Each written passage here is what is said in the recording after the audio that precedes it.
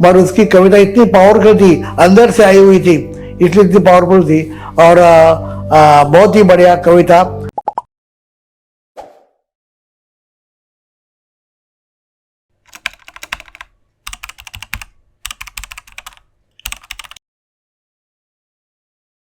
तो नामदेव ढसाल ने कोई भी एकेडमिक एजुकेशन उसका नहीं था। उसने कॉलेज देखा नहीं, उसने हाई स्कूल देखा नहीं, और बिल्कुल ही कम सेक्शन था।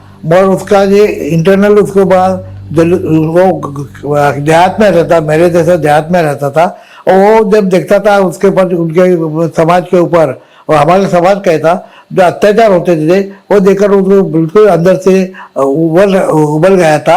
और उसने जो कुछ भी किया, लिखा, वो दिल से किया, अपने हृदय से किया, और बहुत ही पावरफुल था। इसके लिए उसको कोई सौंदर्य शास्त्र की उसको जरूरत नहीं पड़ी, या ये ऐसा शास्त्र इसका शास्त्र होगा, साहित्य का शास्त्र होगा, उसने उसकी परवाह नहीं की है। और पहली और दूसरी बात कि मैं उसी जमाने में एमए का विद्यार्थी था, मराठी लिटरेचर का मैं एमए का विद्यार्थी था। तो वो मैं एमए वाला था, मैं हाईली एजुकेटेड था, और वो बिल्कुल एजुकेशन 7वीं 6-7 तो उसने पढ़ा हुआ, स्टैंडर्ड तक पढ़ा हुआ। वो उसकी हर कविता पहले मुझे दिखाता था, कि वो मैं मेरे एरिया में रहता था, और रोजाना मुझे मिलता था, रोजाना मेरे स्कूल आकर, बहुत ही गरीब है, इतना गरीब था कि आप सोचोगे नहीं, इतना गरीब था। तो रोज मेरे सुबह मेरे घर में भी आता था, मेरी पत्नी उसको नाश्ता चाय पानी दिया करती थी। तो उसने अपने हृदय से जो लिखा, उसका पहला वाचक मैं हूँ। और मैं थोड़ा सा साहित्य शास्त्र जानने वाला था एमए होने के कारण, तो मैंने उनको कई शुरू में उनको कई जो शब्द मुझे भी मालूम नहीं थे, देहात में जो शब्द यूज किए जाते, ऐसे शब्द उसका यूज करता था। मुझे उस शब्द से भी मुझे ये ताल्लुक नहीं थी, क्योंकि बिल्कुल वो गांव के शब्द यूज करता था।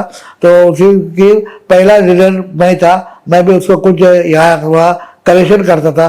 पर उसकी कविता इतनी पावरफुल थी, अंदर से आई हुई थी, इसलिए इतनी पावरफुल थी। और बहुत ही बढ़िया कविता। उसको भले ही उसको कोई शास्त्र नहीं मालूम होगा, बस उसका गोलपीटा मैंने ही उसकी जायरा दिया। पहला उसका गोलपीटा नाम का उसका संग्रह था, और उसके उसने विद्रोह नाम का एक अंक हमने शुरू किया, नामदेव ढसाल और मैंने विद्रोह नाम का एक मैगजीन चालू किया था। उस मैगजीन में भी हमने ब्लैक पैंथर का एक किया था, नामदेव ढसाल की कविता भी उसमें थी, हमारी सब लोगों की कविता ही थी।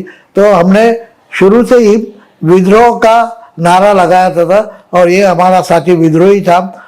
इस विद्रोह के सेकंड अंक में राजा लाले का एक बहुत बड़ा आर्टिकल है, जो उसने ब्लैक पैंथर के बारे में भी लिखा हुआ है। तो हम तीन बिल्कुल फ्रंट लाइन पे काम करते थे।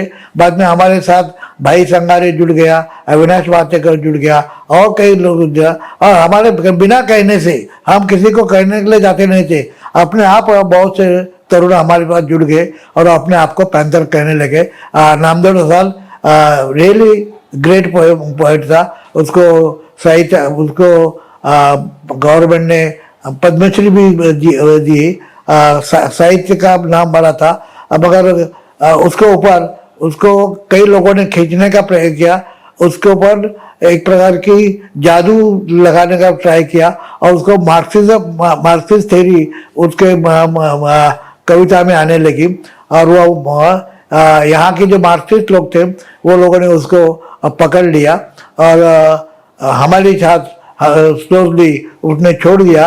हम अम्बेडकरवादी थे, राजा लाले, जोई पवार ये प्योरली अम्बेडकरवादी, और नामदेव शुरू का अम्बेडकरवादी, बाद में स्लोली मार्क्सवादी बन गया। और वो मार्क्सवादी बनने के कारण, या मार्क्सवादी विचारों का वो वे करने लगा, इसलिए हमने हमारी उसकी जमती नहीं थी, और दो गुट हो गए। एक गुट का नाम था राजा लाले गुट, और दूसरे नाम का गुट का नाम था नामदेव ढसाल गुट। और मैं आपको जैसा बोला कि मैं तो केवल दोनों के बीच में उनको करने वाला आदमी था, मगर मैं मान्य करता हूँ कि मैं उस वजह सक्सेसफुल नहीं हुआ।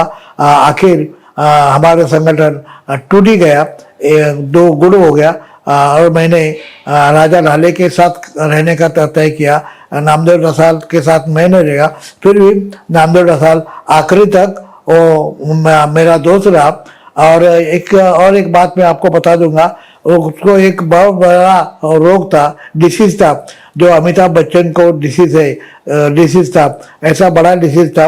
वो बिल्कुल बहुत बड़ा उसका ऑपरेशन हो रहा था। उसी जमाने में 40-50 हजार की जरूरत थी उसका ऑपरेशन के लिए। वो ऑपरेशन करने के लिए मैं उसका साथी, शुरू का साथी होने के नाते मैं सामने आया। और मैंने अमिताभ बच्चन जो मेरा क्लाइंट था, उसको भी मैंने, अमिताभ बच्चन जी को मैंने उनके बुरे दिन में एज ए बैंक मैनेजर करके मैंने उनको जो हेल्प किया था, उसका ये नतीजा हुआ कि अमिताभ बच्चन ने उनको 5 लाख रुपए दिया। बाकी के भी हॉलीवुड के लोगों ने उनको पैसा दिया। और नामदेव रसाल को मैंने वो बड़ा ऑपरेशन करके उसको जिंदा रखा। बहुत बड़ा ऑपरेशन उसका किया।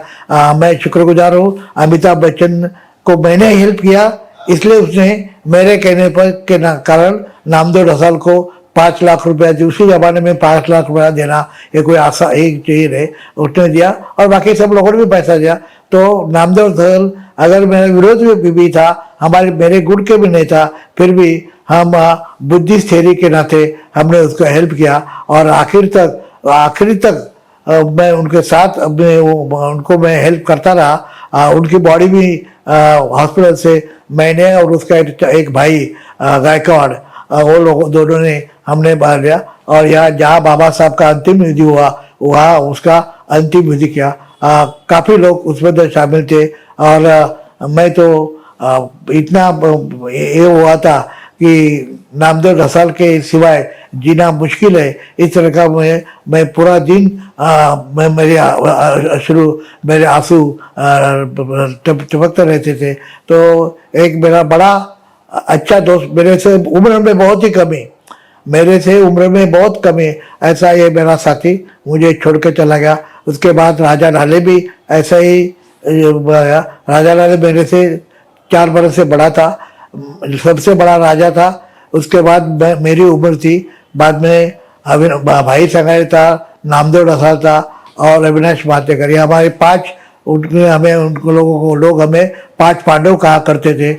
मगर इसमें 3 लोगों का कंट्रीब्यूशन ज़्यादा है, क्योंकि 3 लोग लेखक भी थे और लड़ाकू भी थे।